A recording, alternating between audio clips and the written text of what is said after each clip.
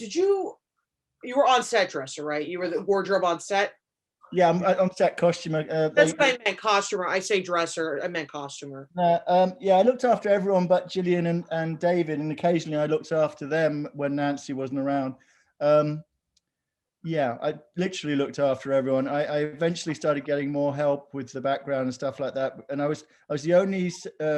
They would call me various things in the call sheet. I didn't really get credits because in TV you don't get credits, and I've moved on to movies since where I get credits. But 4 years of that of X-Files taught me so much. It had such a sphere of subject matter that we were doing. We were doing mythology, we were doing comedy, we were doing horror. And so you were doing it at very fast pace, and because it's episodic. But you also it was a 24-hour-a-day machine. It had the first unit, second unit, insert unit. When I did the first day I joined was the 4th or 5th episode, I think, of the 6th season, the first season they did in America, and it was the episode that was with the living dead guy. I can't remember. It's something about his baby being a demon baby or something like that. And in terms of endearment, yeah. Yeah, and I think that was the first episode I joined. I joined the back end of that because I replaced a costumer in that, and then I stayed. I was there for 4 years, and I saw 4 different costume designers go through that show. I was the only, apart from Nancy Cleaney, I was the only costumer that survived the 4 seasons in the US. And the producers would make sure that I got back the next year. People like Kim Manners, Harry Bring, would make sure, Kim, God bless his soul, they would make sure that I got back in the next season regardless, because the beautiful thing about Kim, he introduced Michelle McLaren when she joined and said, this is Tom Cummins, and he's a filmmaker. And if Tom Cummins says there's a problem, that the barn is burning down. So it's very, very respectful. And Kim was like that. He was the ground floor. He was the crew's favorite, I should think, at all times. He was if anything comes out of X-Files memory, is Kim Manners. Lovely. He had the ability to remember every single person's name, no matter who they were. And the next time he saw them, no matter how long ago it was, he could name them. He could say, "Hey," and then tell them their name. It was extraordinary. Those 2 personalities, exceptionally so. I mean, they weren't just people that good people. They were a big part of why we kept going. The way with it was the only crew I've been with for so long, and I lived with them. I would finish minimum midday Saturday, or no, minimum 8 o'clock Saturday, sometimes midday Saturday, and starting up again at 4 o'clock a.m. Monday morning. Yeah, my call sheet was so ridiculous because of turnaround issues that it just looked like I'd never gone to, because I'd have to add hours to make up for certain, for certain deficits, and it would look like I was just working all week, which I was. I only had Sunday basically off, and that was just on your back. You know? So your family was the crew, in a major way. You bonded, and we were just all really tight, and I still see them. They come out of the bushes sometimes. You're on a movie, like I just met a camera guy that I love, John, and then he came out the bushes and went, "How are you?" It's like, oh my God, we were all growing so old, and we, but that's our bond, is that show, not just, oh, we happen to work on this show. It's like 4 years of that, that's intense. You would also looked after you. Like, I've never met a camera department that will call me over quietly and say his tie's slightly not right, or there's a piece of fluff on his shoulder. No one cares about that stuff. Everyone's locked into their own departments.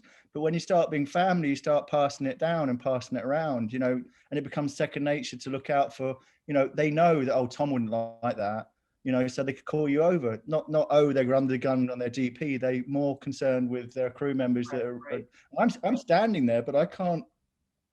That's the terrifying thing about film, is that once they film it and print it, you're done. Even if you go to the script supervisor and say, "Excuse me, that was a mistake," you can't guarantee that won't still hit the screen for various reasons, because it still might be the best shot, and they don't care about the impurity. Right. That people don't realize you're watching all that. Now you're saying you're doing every cast member aside from David and Jillian. That's a lot. Yeah, and the women in very vulnerable positions. Yeah, I was constantly would ask, and I got away with a lot because I've been in the film business. You know, I'm third generation. My grandmother was quite a famous costume supervisor. My stepmom got me back in this country and actually got me in the film business because I didn't want to be in the film business until my late 20s.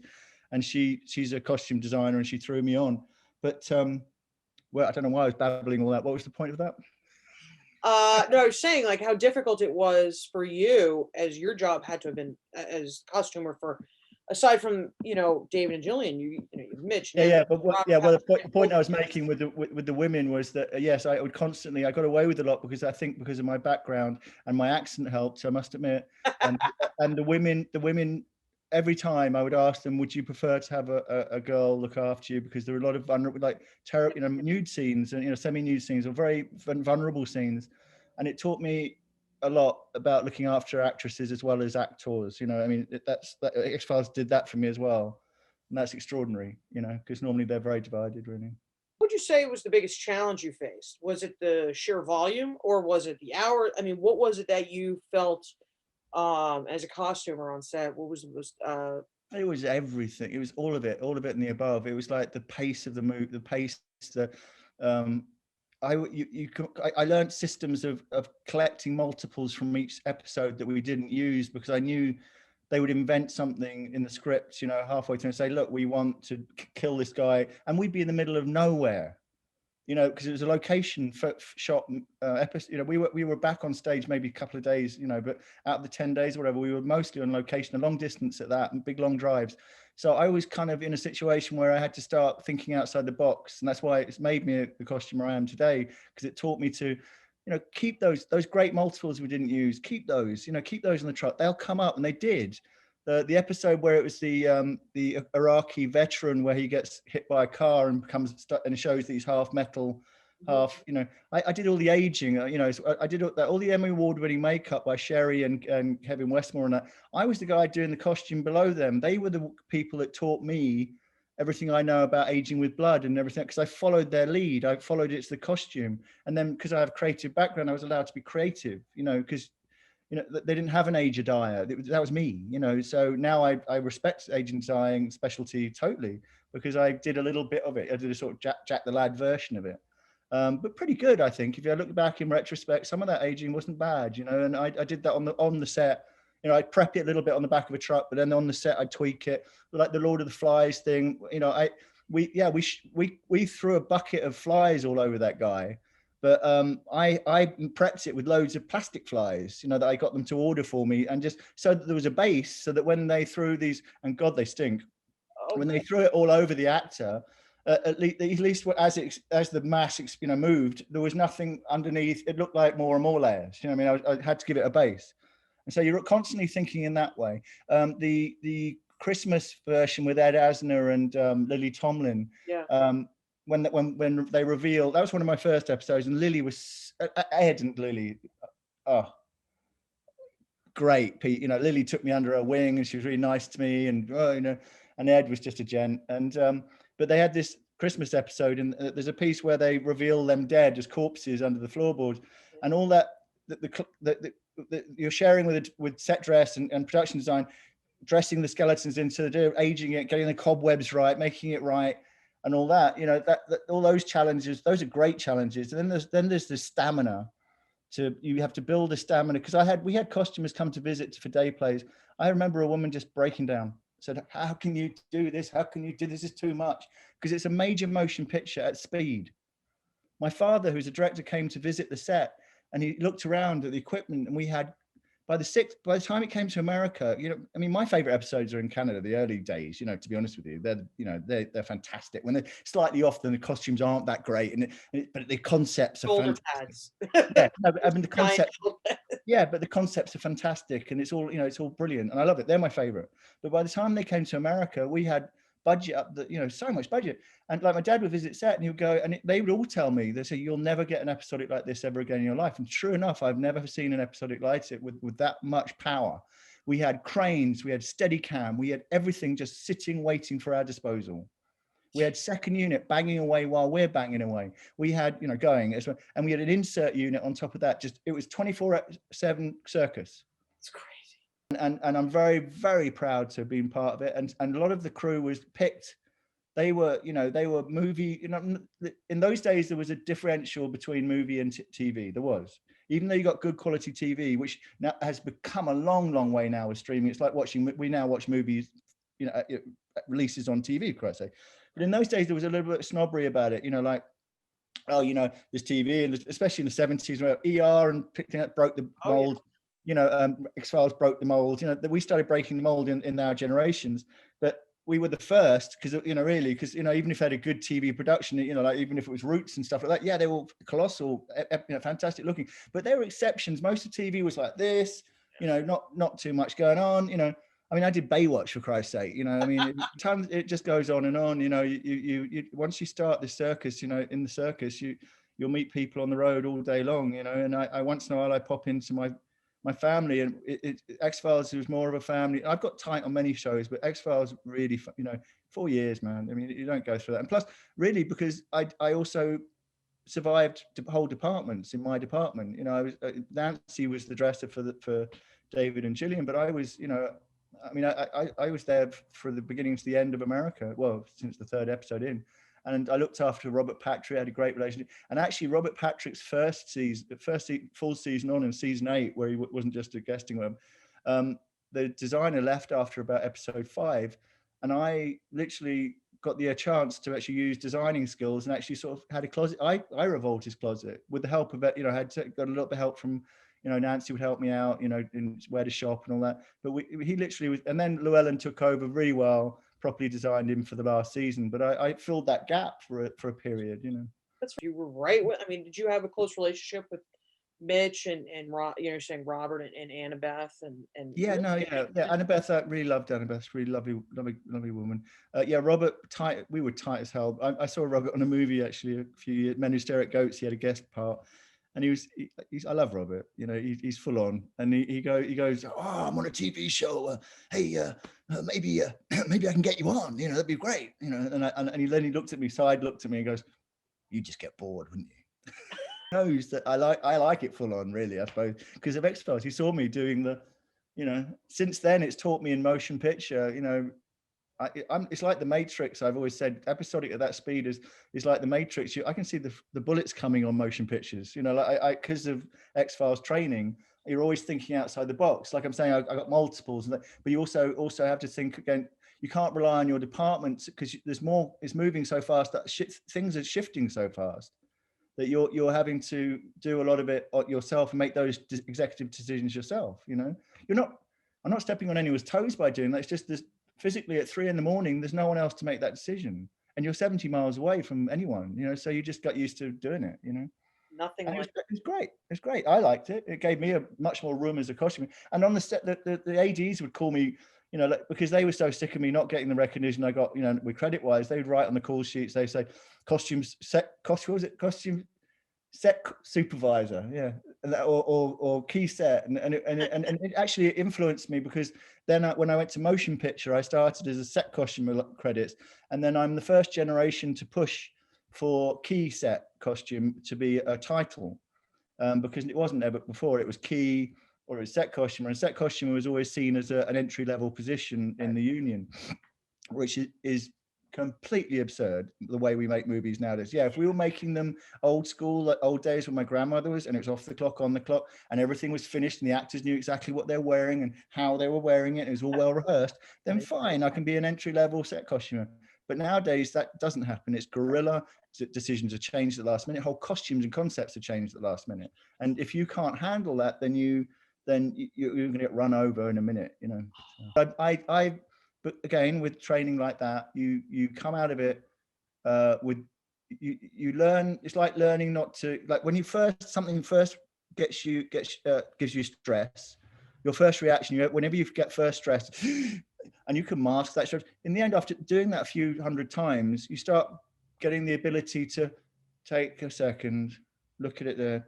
And those magic moments where there's pictures up, and I've got an actor, a high caliber actor maybe in front of me, and pictures up, and there's a disaster has just happened, like something's fallen off or and instead of like going or trying to mask, you actually have built in you the system where you take a second, you just have the positive outlook. This will be solved in the 10 seconds I've got left, and how I'm going to do it. And it's like, it is a bit MacGyver-y, but you just go, bang, and it happens. And it's a piece of magic. It's a piece of magic, and there is magic. And I'm sure in every department they can tell you a piece of magic about their particular department. But that's one that I get in costumes. Awesome. And also, I had a lot of special little things happen. I mean, I had some really special costume moments actually. You know, I mean, one of the first costume changes, I think it was season 6. It was. We did the black baseball leagues. My favorite. Christine Peters did an absolutely kick-ass job. I mean, it was beautifully. She did it. It was the first time I was really impressed with TV. You know, like she did it in the time she had and everything. She really dressed it well, and it was beautiful. Looked really good. And also, I got a little input because when it came to him, when he sees him as an alien in the motel, yeah, it was me that told. I think it was Chris Carter or something. I said, not told. You don't tell them anything. Yeah. I just suggested. I said, how about we swing the hat backwards? You know, this hat he's wearing, because that would be kind of relate to modern times, like with the way we wear the hat, hip people wear the hat nowadays. And maybe this alien could have been the first to actually influence that sort of idea, and not just being a catcher, but just having it, you know, it's like coolly backwards. And sure enough, they went for it. And it was like, you know, and then you're like really excited because you've been involved in, it's now on celluloid. You know, my little idea it got through, you know, so it's your little secret, you know. Another little secret was on season 7, Requiem, I think, the end finale. Dean, the 3 gunmen. Mm-hmm. Dean Haglund? Yeah, Dean Haglund. On Trust, I used to work for a band called the Cardiacs. Mm-hmm. And on Trust, because he wore band T-shirts, right? Yeah, Ramones all the time, or the Ramones, whatever. Yeah, and I had an idea that I could get my ex-band. That, you know, it was a very sub band. You know, it was never hit the charts, but people like Blur were their fans, and it's a Muses band. You know, and it's very off the wall sort of. You know, yeah. Anyway, and I on my recommendation, blind and with just one CD that I gave him to listen to on the last minute, I said, not last minute, but up to that episode, I said, would you wear this T-shirt for this moment? You know, and this band I'd worked for 3 years or 4 years, and they were family, and I knew one of his best friends. So it went back for me. It was a big deal, and I had to get a formal agreement with Fox, and I had to get a formal agreement with them, so it's legal, because you can get in big trouble for that stuff. And God bless, I never knew that I just thought it was great. He'll have it as one of his changes. God bless, it's them at the table, all standing together. There he is in a black T-shirt with Cardiac's logo on it. And the fan base of Cardiacs went out of their minds. Because there's a big fan base, and they just went out of their minds. And Dean did that for me just as a favor. He had hardly listened to the music, and he just took he said, I'll trust you. If you tell me it's a cool band and that's okay for me to wear, I'll go with it. And I said, yeah, go with it. You'll be surprised. And he went, all right. That's my son has Cummins. It's not here. My son has because David gave him as a wrap present the tops, and we had them made by I think similar company. They were pretty good, they were baseball tops, and they had your name on the back. And that's David directed it, so he gave everyone one of those, and it was like like really special, And my boy's got it somewhere in his office area. David directed that one, and you should have seen how everyone stepped up a step just to. It was his first directing debut sort of thing, and everyone stepped up and just did it. We did at one point. We did unheard of. We did like the first set. It said, do you know we've just done 75 setups in one day or something? It was like ridiculous because everyone just pushed to get the work done for David, because he wanted this, he wanted the world, and we were like, yeah, we're gonna have the fucking world, excuse my language, but yeah. No, we all came to bat for that. We really, really stepped up to the plate. It was interesting. Yeah. Now you've been giving me some great memories. Are there any other memories that really stand out to you from the show, or something related to the show? Well, yeah. I mean, I got where are we? Yeah, I got certain moments where also not just a blood and effects and aging, which we do. I got a very funny Michelle McLaren story that Kim managed, but yeah, the aging, the special effects, because I got tight with special effects guys, and special effects guys tend to be from another sort of dimension to costume people. They interact through doing squibs and stuff, but they're different kind of people, in many ways. but I've had the fortune of being very good friends with a lot of special effects guys, and I think again it came from this base of the X-Files, having this family. Christ, they built my rack for me. It was called Beastie. It's this huge wardrobe rack. Special effects built it for me. Bob, whatever his name is, built it for me. And they would let me once in a while. I didn't ask even. We like we did. You know, when the aliens got shot and they were aliens, and then the green goo would come out. I got to sit, hiding in the cupboard like that with the syringes, going, pushing as they came out of my costume. And there's a great picture of me somewhere where I'm actually pointing. It looks like, I'm pointing at the guy's groin area, but I'm not. And I've got a special effects guy on either side and the second AD, and I'm standing. It looks like one of those director sort of directing moments. someone took it.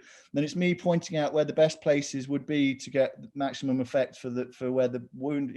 If you hit him here and here, it would probably be better, than here. And not just for the camera, but just because it's next to these parts of the body, so it would look good that way.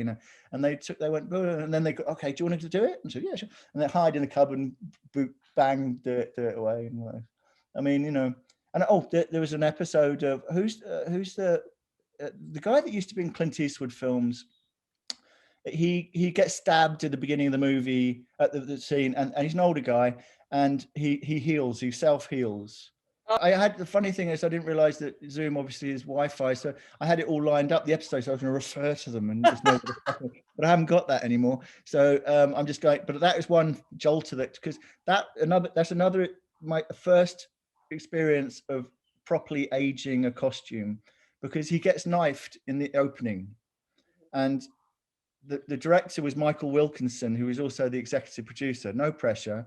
He's been really specific about what he wants the shirt to look like wound wise. And this is all really subjective, because what does a shirt look like when he's healed, but he's still got a little bit of pus, sort of that sort of pussy, just septic-y on its last legs sort of healing, and he changes his shirt, he's healing. But so we're in a really subjective world here. Like, this could be anything, this could be nothing, or this could be bloody, but Michael Wilkinson's got a big idea about what he wants. And literally standing there, and I did one attempt, no go. Nah, I want it more brown. You know what I mean, Tom? You know what I mean? It's been nice, but you know what I mean? This. Second go, no. I had multiples, thank God, and I'll tell you another quick story on the multiple thing. No. And then Sherry Monty, what's it, Monte Carver? Montesanto. Yeah, saved my ass. And that's when I learned to turn to makeup and special effects makeup. That's why I'm good at blood work. That's why I'm good at squibs, squibs and or effect after shots, because I learned everything I know about blood from makeup artists, and I follow their lead, and I listen to them, and I want to know the whole world of entry there. Because she showed me, she gave me some colors, and she said, well, I think he's asking for this. And I think everyone else from my department, by the way, has run away because they're scared that, they don't know what to do. And they don't want to be seen that they don't want to be doing it. Everyone, I swear to God, all of them ran, and they just left me. And Sherry came up to me and said, no, here's a little brush, and go around that slit you've got there, or that fresh, no, because it was a fresh shirt. So this mark here, and let's just place it where my wounds are. And we just did it. And I came back to the set, and I put the shirt, and Michael Wilkinson's breathing down my neck. Cameron's walking over. He goes, perfect. Yes, that's exact. Well done, Tom. Thank you so much. I know it's a tough thing, but that's what I want. And I could have kissed Sherry that moment. And from that day on, I forever, costumers can moan about makeup artists and vice versa, and also, but when you learn a train of etiquette about the way, there's no point in trying to go off on your own tangent when you're doing blood work if you don't involve the makeup artist. You can also kick them back a little bit, because Laverne started losing her mind by the time she got to another show I met her, they were actually putting the wounds on before the clothes. And I just said to them, that's completely pointless. And they said, why? We're putting the wounds on for, it'd be great. And I said, well, I've got to make holes in the clothes. The director hasn't quite, he might have decided for you, but for me, I never make the hole until he's lying in position, because, what's the point? Because you're going to lose half the holes anyway, because of the position he's in. And then they'll go, oh, well, perhaps we should have him here. It's all that, it's logic. So I've learned, because I've shown respect, I then get to have an input about the reverse of that, right? Common sense is genius in this business, and and boy, did that show teach me a lot of common sense. No, I was particularly proud that I'd love to watch that episode, see if it was good work. Was that because that was really pulled out of my, out of nowhere. I was going to say something else. The one, the golf veteran who gets hit by the car, and he starts to turn to metal. First of all, that hoodie that he's wearing, when we first showed that hoodie, and thank God we showed the hoodie before the effects, we shot it the right way, because obviously we shoot out schedule. The director decided he didn't like that hoodie at all. And have you got anything else, Tom?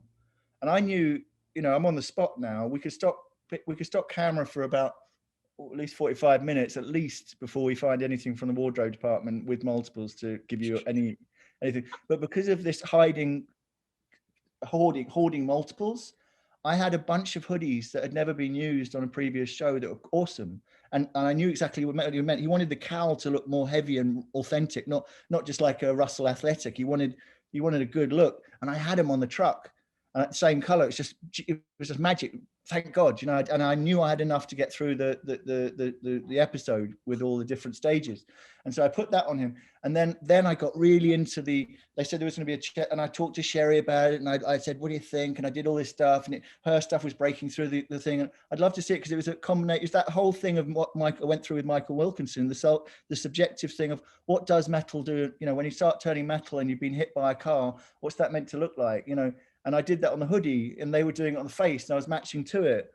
I mean, that's high level costuming, and I'm being allowed to do it because I'm competent costumer. I'm passionate about what I'm doing, but I'm also, I'm involved with all these departments that are helping me do that, and also I'm being allowed to do that, even though it's a lot of work. It's insane to have to age everything and do what I was doing. I was like, I don't know if I could go through that experience ever again. I was a young man. It's a young man's game. I do a bit of that, and I do that still, actually, but not as intensely as that, where every show is like, rewind to the beginning, let's start again.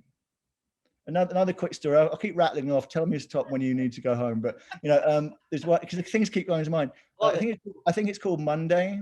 Yeah. The bank robbery one. Mm-hmm. Now I got totally into making sure that jacket he's wearing, the army jacket. Yeah. I made sure the lapel and everything, because these are multiples and they get ruined every time, or they get different things happen to them every time. I made sure that matched to every single. I painstakingly would look at the pictures and make sure that the lapel turned up slightly, and no one else in the world is ever going to notice that. And that's the thing. That's why you do it, because you don't want them to notice it. They want to believe that it's the same day going over and over again. You don't want him walking back in with the same jacket and it looks kind of different a bit, like something a bit different about that. What is it? Yeah, sure, you can match the collar, you can match the button to here, but do you match the turn, the little curl and the little crease? Yeah, you do if you really want to go for it, because it becomes like that. You start coming to the table with, yeah, but what about, I could do this. And I think that if I could sit here and someone told me at this episode, and I remembered the episode, I'd always remember something. You go stepping up to the plate a little bit more than you need to, because you're that involved. It's become your life. You're there all the time anyway. What else are you going to do? And you might as well make it a really good product. You might make it a really good thing. Get into it. We've asked this question to every person we've interviewed. Now it's about 60 cast and crew. What would your message be to the fans of the show? The biggest part is the fans that, make it possible for us to even be making this in the first place. Let's get it straight. Their enthusiasm ignites my enthusiasm, right? Everything I just passionately said about what I did in X-Files is that fan base makes that possible. The people that watched it made it so popular as a show, maybe a pop icon show, of its magnitude, was the fans. It was just that rush of enthusiasm, passion, and involvement that the world had with X-Files, made it possible for me to sit there and be passionate, to give them back something worth looking at as well, in my way. The camera department was doing it, the writers were doing it, the actors were doing it. I was, every moment I knew that this is movie caliber virtually. This isn't just headshots of talking. So this is not just puppets. We're trying to imagine something for the people. It might be comedy, so therefore we geek it up. I think it's the Brady episode where we give Doggett a suit. We had to sew the whole thing together. That was a department thing, not me. But I thought it was awesome, because we're believing I don't know if it's that episode, but he pushes with his power of his hand pushes Doggett into a ceiling or something. So Doggett's doing this, and the suit, the producers didn't want this. They wanted the suit to look like he's being pinned. So the whole thing was all sewn together. So nothing, when he was up there on the rig, nothing fell down. You know, the jacket didn't open, the tie didn't, it looked like it, because it was a whole suit and he's in pajamas, but, you know, sewn in pajamas, you know, a onesie, he's in a onesie up there, you know, and it was brilliant. And it's that sort of imagination, or that sort of, you know, thinking outside the box, or wanting to, is created by the fact that you know that you're showing this to people that are so enthusiastic, and you just want it to be the best it can be. And I personally believe the early episodes were the most brilliant ones, when they were just earthing it out, and it was just ideas and you know what it was, you know. I think they're the most brilliant. But I think by the time we got inherited it in America, it was post the movie, we had a responsibility that if we had this much money and it was this popular, that it had to be that good. And so we as every member of the crew stepped up to that plate. I believe every single locations, production design, acting, everyone dealt with it in that we knew this was caliber, and therefore you better get really good at this, or you won't, or don't be here. You know, there's no point. So everyone did. Most of that crew was, as I said, in those days there was a divide, movie caliber, and it shows. You know, in the later part you see the work. You know, for what was replaced, the geekiness and the original rootiness of X-Files was replaced by a little bit more well-dressed, a little bit better thing, a little bit more scope, a bit more money going on. But instead of blowing it all out, we made it great. You know, we made it work. You know, Yeah. And we were out. You know, and to a degree, you know, when you get creative sparks like Carter, you know, Chris Carter and the other two producers, it's just, you know, you get a lot of leeway to you know, because they might make demands on you.